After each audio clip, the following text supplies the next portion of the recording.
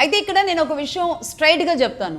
Hero Shivaji గారు మాట్లాడిన మాటల్లో బూతు రావడం తప్పు, 100% తప్పు.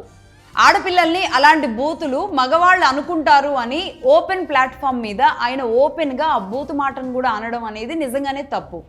అది చాలామందిని అవమానపరిచినట్టు ఉంటుంది.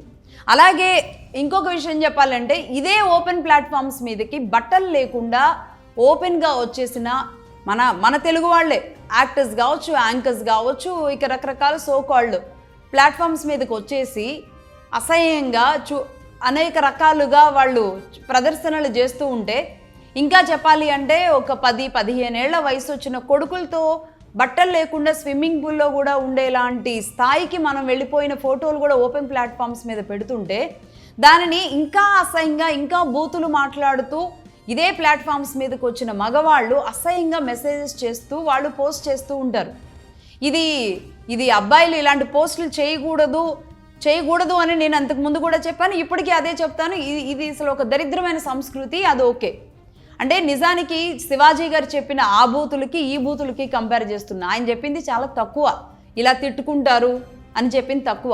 ఓపెన్ ప్లాట్ఫామ్స్లో ఇదే ఫోటోలకి దాని కింద వచ్చే పోస్టులు చాలా అసహ్యంగా, చాలా అసలు ఒక రకమైన దాన్ని చెప్పలేమన్నమాట, జుగుప్సాకరంగా ఉంటాయని చెప్పగలనేమో, అంత దారుణంగా ఉంటాయి.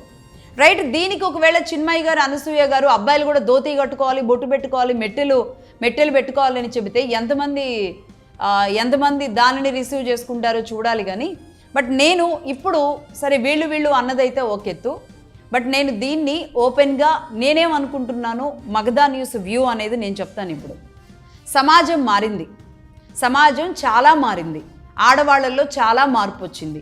నేను ఎర్ర జర్నలిజం నుంచి కూడా చెబుతూనే వస్తున్నాను, 498 విషయం దగ్గర నుంచి చెప్తున్నాను. సోషల్ మీడియాలో విచ్చలవిడిగా మారుతున్న ఆడవాళ్ళ సంస్కృతి విధానం గురించి మాట్లాడుతున్నాను.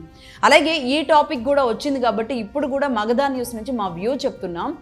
ఎంత మారారు అంటే ఆడవాళ్ళు, పేదవాళ్ళు ఆడవాళ్ళుగా ఉన్నవాళ్ళు అంటే పేదవాళ్ళు ఒంటి నిండా బట్టలు కప్పుకొని చక్కగా ఉంటున్నారు. డబ్బున్న వాళ్ళు ఆ బట్టల్ని విప్పేసి సెలబ్రిటీలుగా మారి తిరుగుతున్నారు. ఇదే పేదవాళ్ళకి పెద్దవాళ్ళకి ఉన్న డిఫరెన్స్. బట్టలు ఉన్నవాళ్ళు పేదవాళ్ళు, బట్టలు లేని వాళ్ళు డబ్బున్న వాళ్ళు.